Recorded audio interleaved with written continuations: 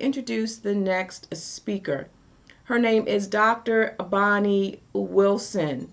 And I'm going to say just right off the bat, she is a pleasure to know. She's a little bit of a ham, okay, if y'all know what that is. She's a cut up, okay? But on the serious side, Dr. Bonnie Wilson, she is a nurse and she's also a certified executive coach and career coach.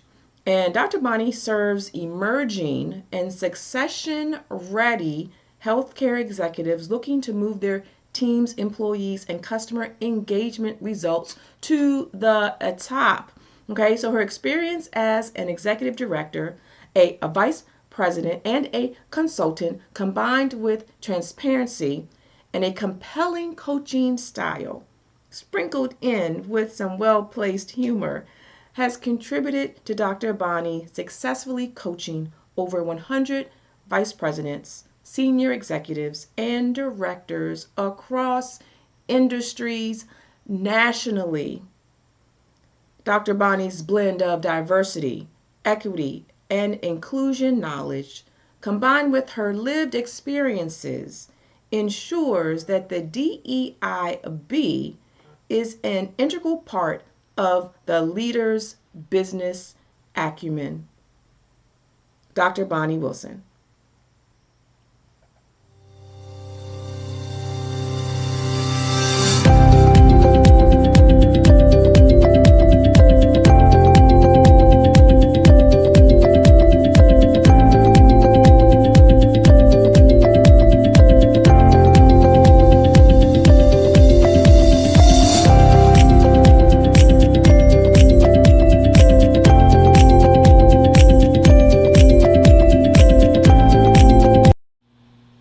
And welcome Dr. Bonnie Wilson to the stage. Thank you, Dr. Marcia. I am so excited to be able to be here with you. I've been looking forward to this, like dreaming about it. I am so excited and I cannot wait to just jump into this. But I know I gave some of the highlights of your story, but I want you to get an opportunity just to say hello, tell folks who you are, and a little bit about what it is that you do.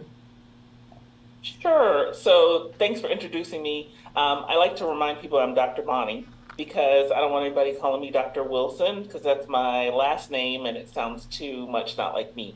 So I'm a registered nurse from my background, emergency department.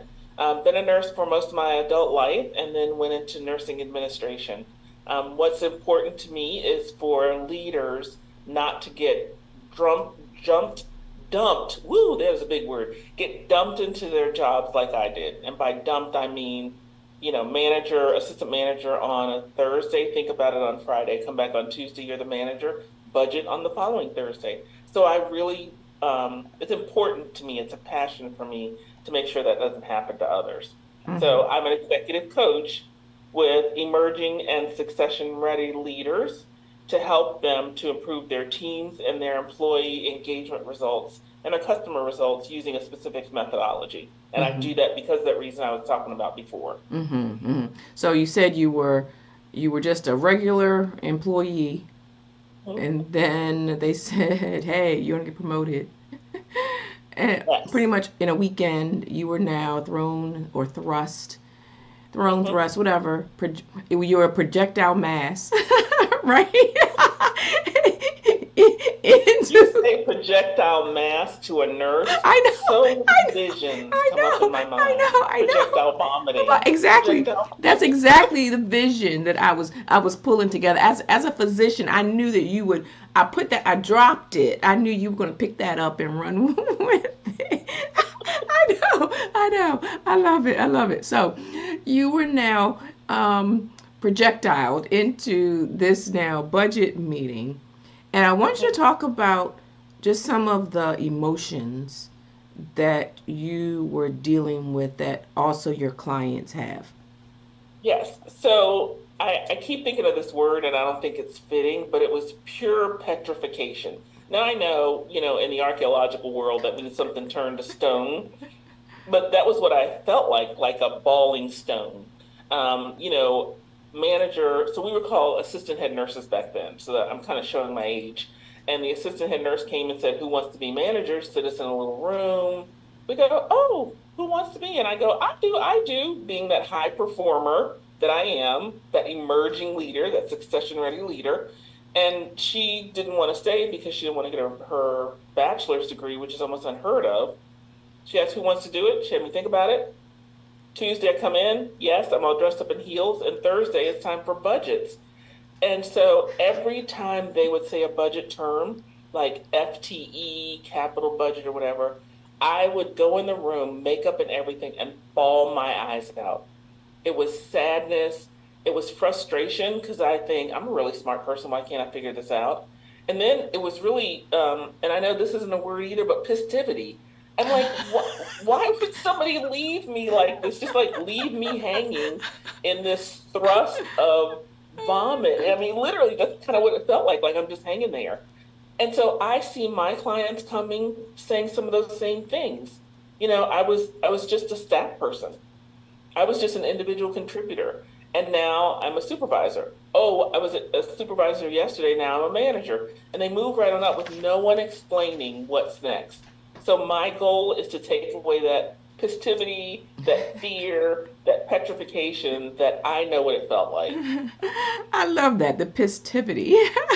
And you Thank could you. look, you could say that a whole multiple other ways. I kind of like pistivity. That actually could actually be in a dictionary.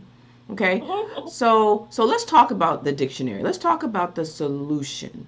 How do you? So first we talked about emerging leaders. Those are people who either are saying, you know what, I'm ready to take leadership, or it's also those who I'm going to say get voluntold. So Okay, those is kind of succession ready. Everybody looks and say you succession. do a good job. Yeah. Okay, So succession people ready. say, "Oh, Dr. Whitaker, you're going to be our next medical director." And you go, "Yes, I am." What does that mean? Right, right. Succession ready. Succession ready. Okay, so I want you to say more about. Let's talk more about those leaders, those emergent leaders, succession ready. And some people, well, I know me. I don't want to get dumped into the job and then have to figure it out. I want to spend some time getting ready. And what is your advice and or what is your pathway that you take these leaders through? So, good question. I don't believe in just doing things willy-nilly. So, bachelor's of nursing, master's in business, and then that healthcare administration degree makes me realize I need to have a methodology or a framework. And so my methodology and framework is we start first with who are you? What words describe you? So that's going to be your brand. We also go through what are your values. So I'm going to use me just so it's clear. So my values are God, my health, then my family, and then work. So when we go through your values, as we start building your skills, the values come into play. So a lot of new leaders don't know. Here's what we do when we come in as a new leader. We say, "I have an open door policy. Call me anytime. I'm always here for the staff." And then 3 months into your job, you're pissed off. There's that passivity Passivity. word. I hear you. Passivity. I hear You're you. pissed Passivity. off.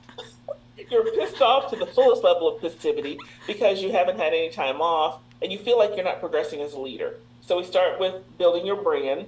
Then we start with your values. Then we start going through some specifics of leadership.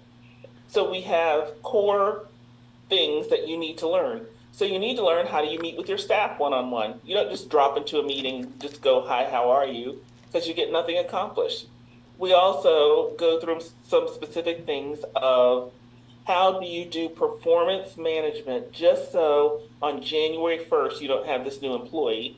You have no real conversations through them a whole year. And then on December 30th, you have an evaluation and you tell them all the things they didn't do right.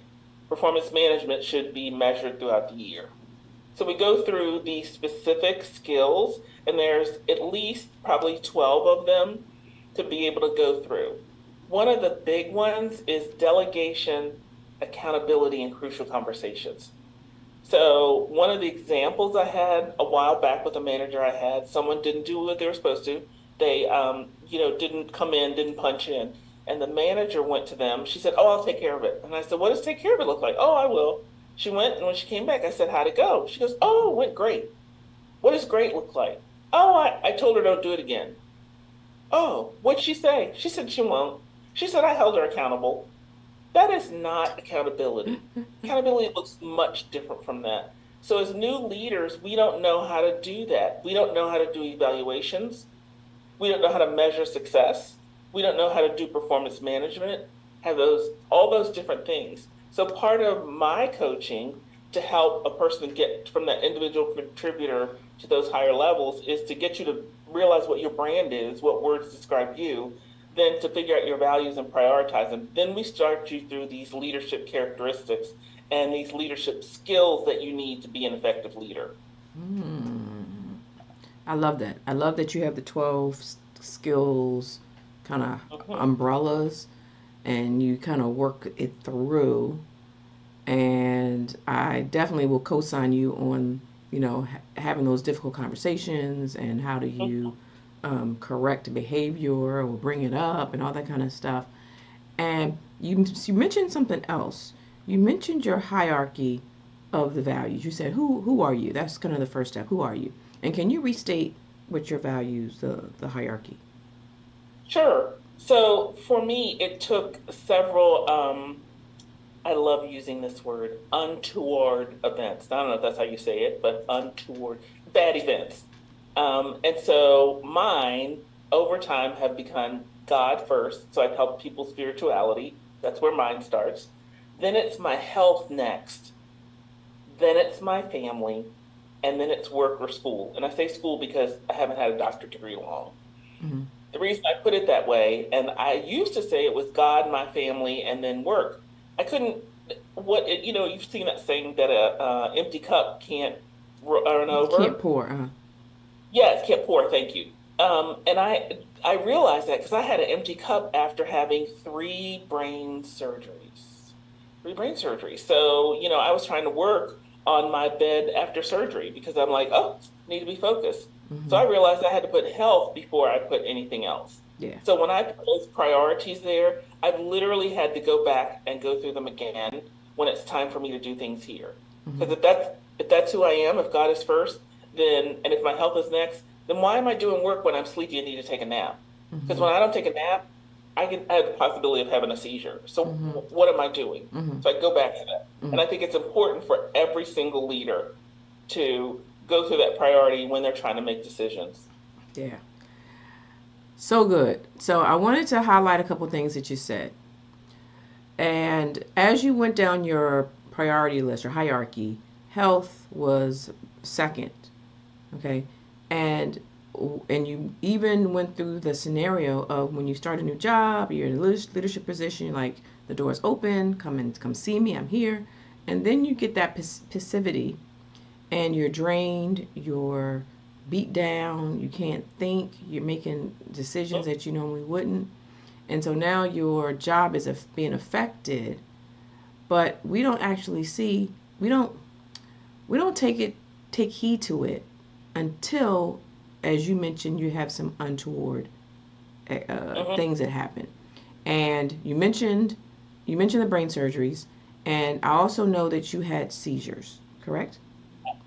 Can you walk us through the seizures and the cause of what they discovered the cause was? Sure.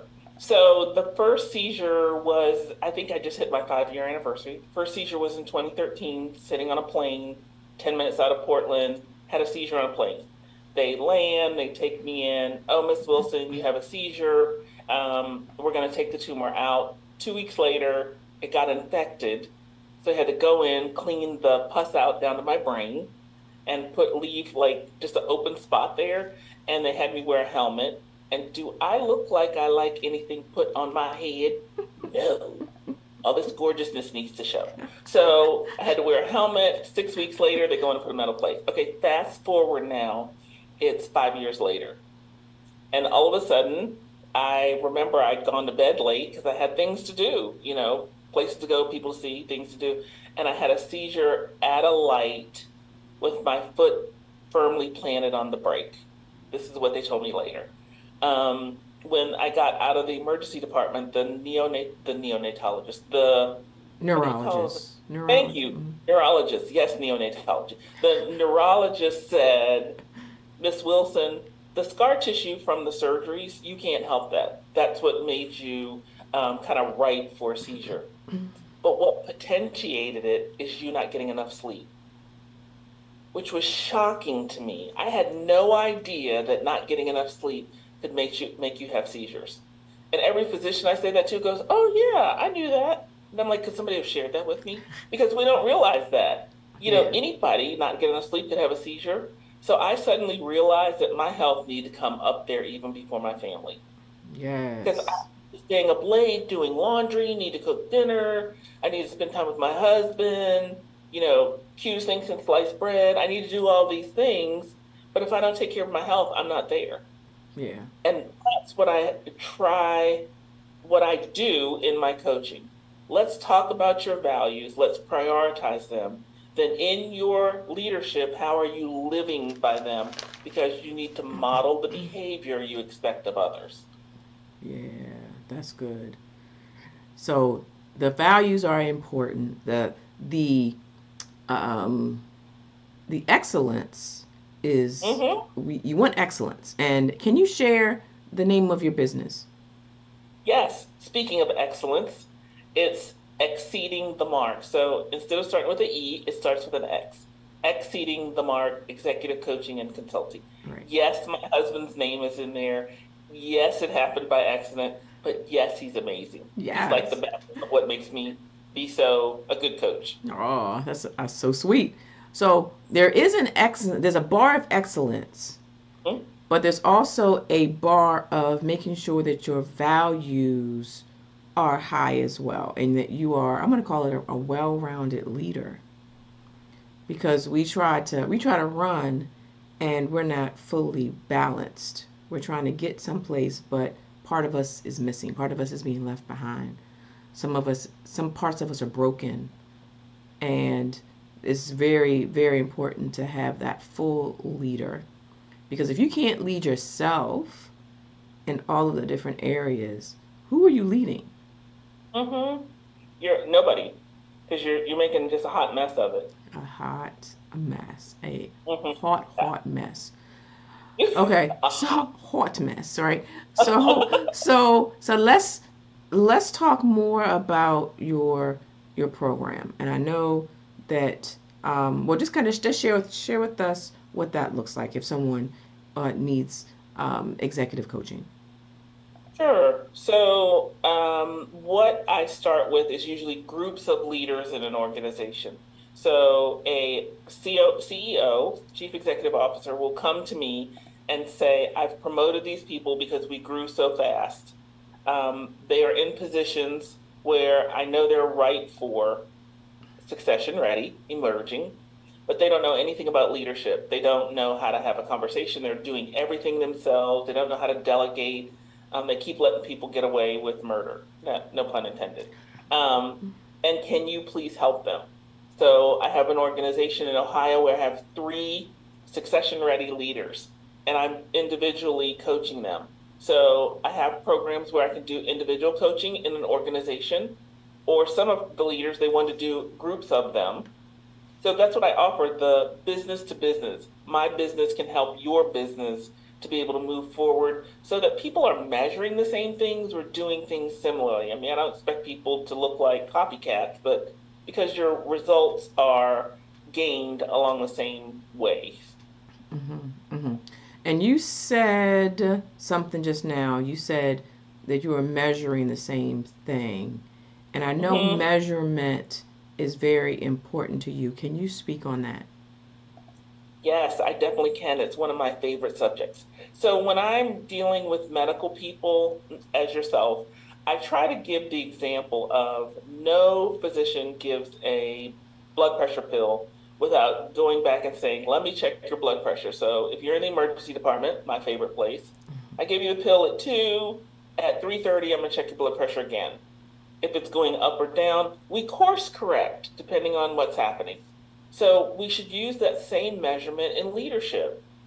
We should look and see our employee engagement results. What did it look like? I was just coaching a person that said, my employee engagement results for this quarter, they've gone up a little bit. I like to call that directionally correct. But I want it to really be consistently go up.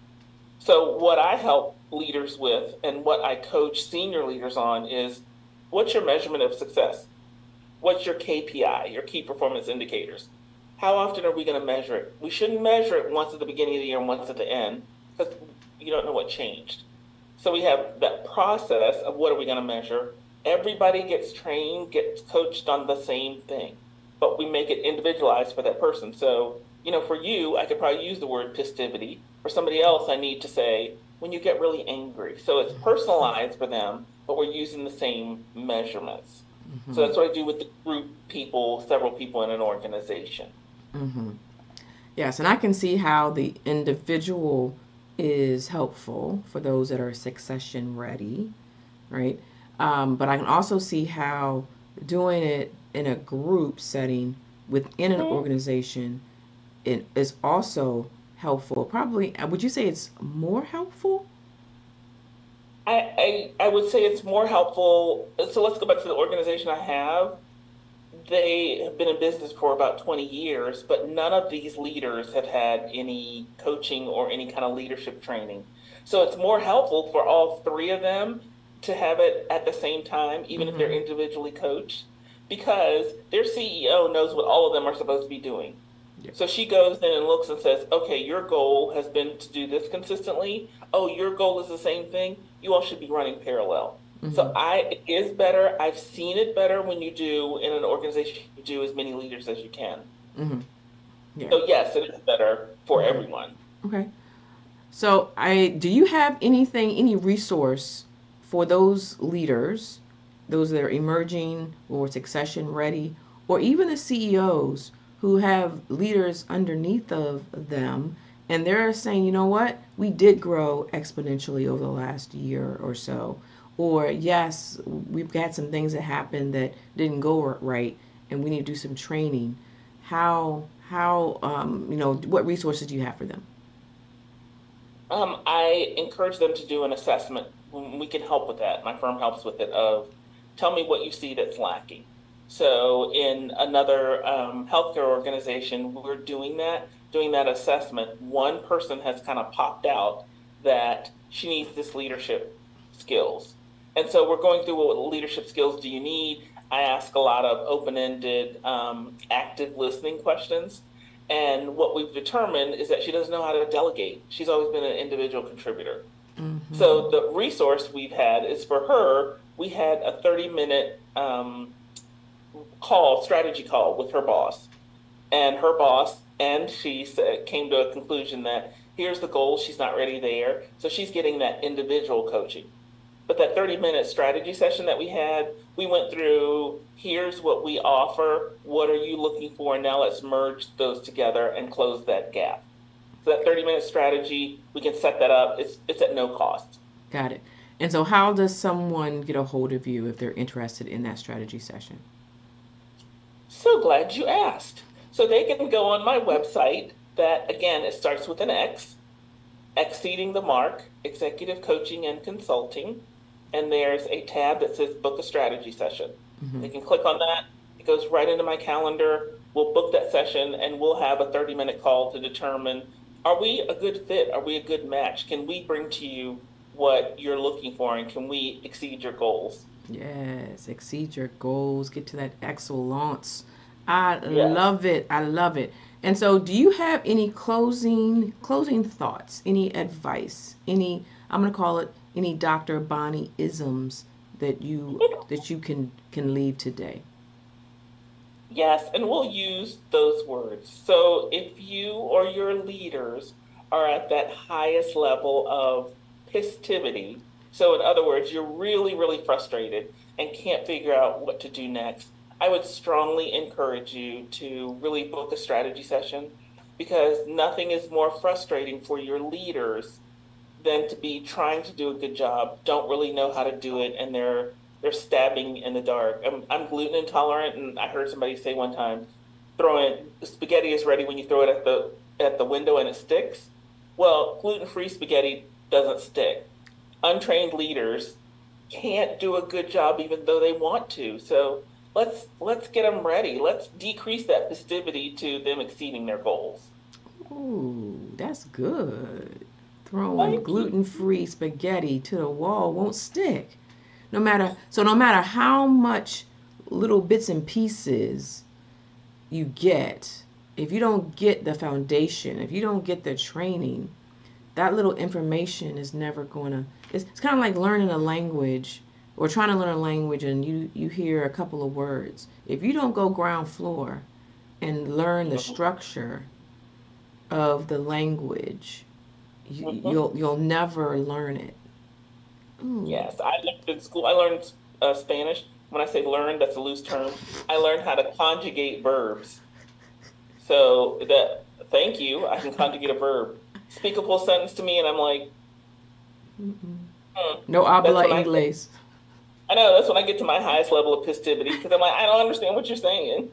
So what we provide is that not just the foundation, but the structure. So you Structure. can put this all together, and then you're even ready to move to the next level of leadership as we continue. I've seen some of my leaders have been promoted twice while we're doing our coaching. Oh, nice. I love that. And you're doing such a great work. And I love when I hear the backstory, because that is what caused this part of the story to be able to be told. So thank you, Dr. Bonnie, for being here on the Destiny Exposure Summit. Thank you. It's my pleasure. All right, and there you have it. That was Dr. Bonnie Wilson. Such good nuggets, such good information. And reach out to her if you are that CEO, if you're that emergent leader, if you're ready to exceed the mark. Dr. Bonnie has the program for you. And so this has been Dr. Marcia, and I am here at the Destiny Exposure Summit, where speakers tell their story, they touch their tribe, and they what? They expand their territory. Stay tuned for more.